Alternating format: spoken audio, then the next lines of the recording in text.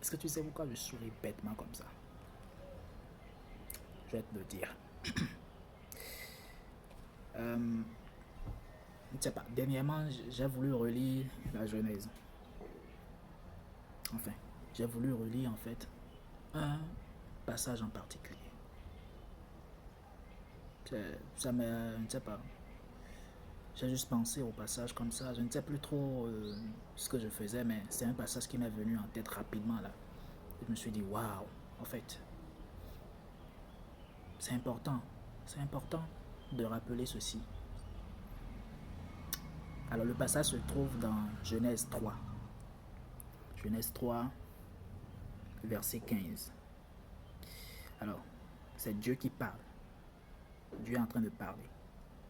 Tout juste après la chute. Tout juste après la chute.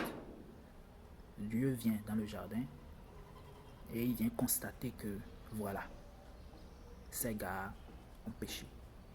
Ils ont fait ce qu'ils ne devraient pas faire. Donc il fallait que, voilà, il fallait un jugement, il fallait les juger. Et Dieu a commencé par juger. Et il a commencé par celui qui était à l'origine de la chute. Il ne s'est pas d'abord adressé à l'homme, il ne s'est pas adressé à la femme.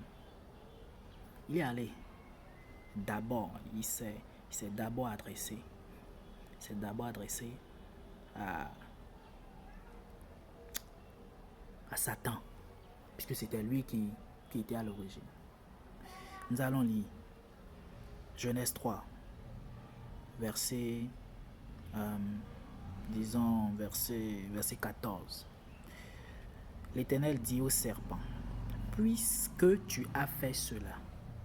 Donc Dieu leur demande, mais qu'est-ce qui s'est passé? Comment ne t'avais-je pas dit de ne pas manger du fruit? Comment se fait-il que tu aies mangé du fruit? Et puis l'homme dit, voilà, c'est la femme que tu as mise à mes côtés qui m'en a donné et puis j'en ai mangé. Ah. Et Dieu dit, mais Ève, mais pourquoi? Qu'est-ce que j'ai pas compris? Pourquoi tu as fait ça? Et Ève dit, mais j'ai été séduit par le serpent. Il m'a dit que le fruit était agréable à manger. Voilà, je vis qu'il était agréable à manger. Voilà, je l'ai mangé. Et maintenant, Dieu s'adresse maintenant au serpent, le chef bandit. Il dit, puisque tu as fait cela, tu seras maudit entre tout le bétail et entre tous les animaux des champs. Et tu mangeras de la poussière tous les jours de ta vie. Tu mangeras de la poussière tous les jours de ta vie. Et j'ai envie de dire quelque chose. Satan mangera la poussière tous les jours de sa vie. Depuis que Jésus a ressuscité là, depuis qu'il est descendu aux enfers et qu'il a récupéré la clé, Satan n'a plus de force. Il exerce une autorité usurpée. Il est dans l'usurpation totale. Ce monde-là, bien qu'il ait encore une certaine autorité, en fait, il n'a d'autorité que sur ceux-là, en fait, qui ont décidé de le suivre. Mais nous qui sommes en Jésus là, Satan n'a plus aucune autorité sur notre vie. Hein? Dieu dit, tu mangeras de la poussière tous les jours de ta vie. Satan va toujours manger de la poussière. Il sera toujours, comment dire, il sera toujours vaincu. Et nous serons toujours plus que vainqueurs. Satan a déjà été terrassé à la croix. Petite parenthèse. Le verset 15. Je mettrai inimitié entre toi et la femme, entre ta postérité et sa postérité. Celle-ci t'écrasera la tête et tu lui blesseras le talon. Vous voyez? Est-ce que vous voyez ça? Est-ce que vous avez compris ce que Dieu est en train de dire là? Il dit, je mettrai inimitié entre ta postérité et la postérité de la femme. La postérité de la femme, c'est qui? C'est l'homme, c'est toujours l'humain. Mais Dieu avait prévu que par la femme, il sorte un humain, pas comme les autres humains? Jésus. Tu vois, Dieu avait déjà prévu depuis la chute. Depuis la chute, il avait déjà prévu que puisque c'est par un homme que le péché est entré dans le monde, par un autre homme d'une autre nature, le péché allait également être vaincu. Donc, tu comprends que Jésus, ce n'est pas un plan improvisé. C'est quelque chose que Dieu avait déjà prévu depuis le début. C'est-à-dire que depuis la chute, Dieu avait déjà planifié. Il avait déjà planifié que Jésus allait naître et que quoi? Il allait écraser la tête de Satan. Et lorsque tu comprends ça, tu comprends que Dieu ne tâtonnait pas. Dieu ne fonctionne pas par tâtonnement. Nous, les humains, nous fonctionnons par tâtonnement, mais Dieu, il est Dieu. Il avait déjà prévu tout cela depuis le commencement. C'est ce que nous appelons l'économie du salut de Dieu. L'économie du salut de Dieu. Parce que lorsque tu vois l'histoire, c'est que Dieu a déroulé un plan en plusieurs étapes. Un plan en plusieurs étapes. Avec comme étape ultime Jésus-Christ. Donc, si tu as compris ça, tu comprends que oui, tu n'es pas un hasard. Et Dieu t'avait, toi, personnellement, il avait déjà prévu te sauver par Jésus. Oui. Parce que lorsque nous parlons d'économie, c'est un peu comme... Alors j'aime beaucoup utiliser cette analogie-là, cet exemple. C'est un peu comme quelqu'un, tu vois, qui veut te faire un cadeau. Vraiment, la personne veut te faire plaisir. Et il dit, ah, voilà que le cadeau que je veux lui faire là, je veux que ce soit quelque chose de costaud. Tu vois, quelque chose de costaud. Et donc la personne dit, bon, je vais mettre 5 ans. Pendant 5 ans, je vais cotiser de l'argent. Je vais mettre de l'argent de côté. Pendant 5 ans, je vais mettre de l'argent de côté tous les jours. Pour lui acheter un merveilleux cadeau, un beau cadeau. Tu vois, c'est ce que Dieu a fait. Imagine, quelqu'un qui économise pendant 5 ans. Tous les jours, il met quelque chose de côté pendant 5 ans pour te faire à toi un cadeau. C'est fort, hein? Ça n'a pas la même, je ne sais pas, ça n'a pas la même signification. Ce n'est pas, c'est-à-dire que c'est fort ça. C'est plus fort que voilà quelqu'un qui voilà s'est levé un jour et a dit bon tiens je vais acheter ceci. Je pense que ceci ça irait bien. Tiens je vais acheter ça et je vais lui donner. C'est pas la même chose, hein. Ce n'est pas du tout la même chose. Imagine quelqu'un qui prend 5 ans, qui met de l'argent de côté pour t'offrir un cadeau.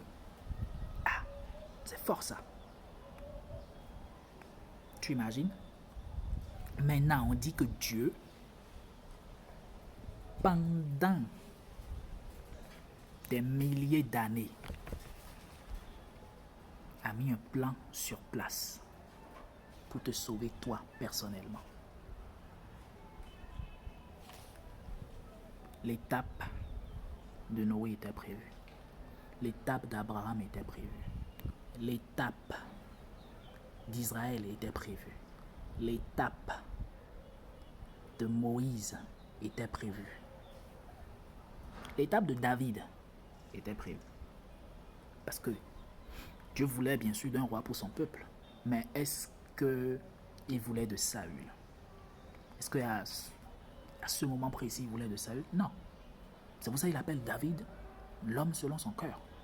Parce que voilà, c'est le roi qu'il voulait pour son peuple. À cet instant-là, bien sûr.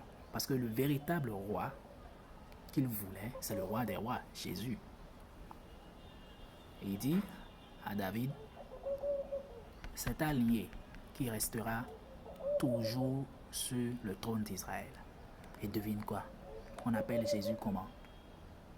Le lion de la tribu de Juda. Baltimée l'a appelé comment? Jésus, fils de David. Ah! Qui lui a appris que Jésus est fils de David? Jésus, fils de David. Donc, pendant des milliers d'années, Dieu a déroulé son plan, étape par étape. C'est ce qui est merveilleux, c'est que Dieu a fait tout ça là à l'insu du monde entier. À l'insu même de Satan. Satan ne savait pas. Même lorsque Jésus était crucifié, il ne savait pas encore que c'était sa chute.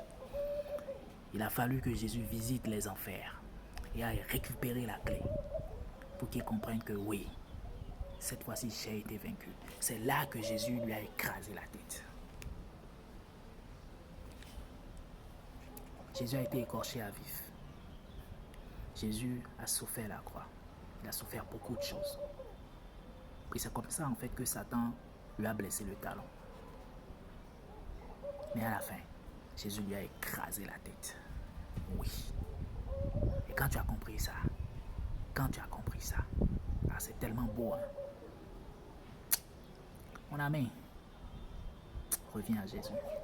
Je ne sais pas. J'ai toujours dit, je l'ai toujours dit ici.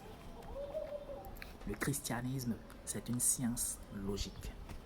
Oui, j'ai bien utilisé le mot science. Le christianisme, c'est une science logique. Parce que si tu vois si tu suis bien mon développement et si tu suis bien l'histoire, tu comprends que ce n'était pas, c'est que c'est tellement bien conçu, quoi. Ça a été tellement bien travaillé, ça a été tellement bien conçu. Un homme ne pouvait pas faire ça, là. Oh, ça c'est une science exacte. Et c'est tellement logique. C'est tellement logique. La foi chrétienne est tellement logique. Ah, si tu as compris ça,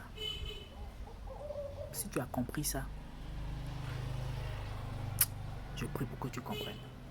Je prie pour que tu comprennes. Je prie pour que les écailles de tes yeux tombent et que le voile qui t'empêche de voir là, ce voile-là soit déchiré. Je prie que tout ce qui fait que voilà, ta vision est floue, que le Seigneur clarifie ta vision et te donne de voir exactement. Ouais. Je prie que tu vois et que tu vois exactement. Paul était dans un aveuglement total. Mais quand les écailles sont tombées, il a vu, il a compris. Il a compris plus que n'importe qui d'ailleurs. Je prie que toi aussi tu comprennes. Je prie que tu comprennes. Bon, je ne vais pas davantage te prendre de ton temps. Je voulais juste partager ces quelques mots avec toi. En espérant que, voilà, en espérant que j'aurais jeté un petit caillou dans tes chaussures. Allez, bonne journée.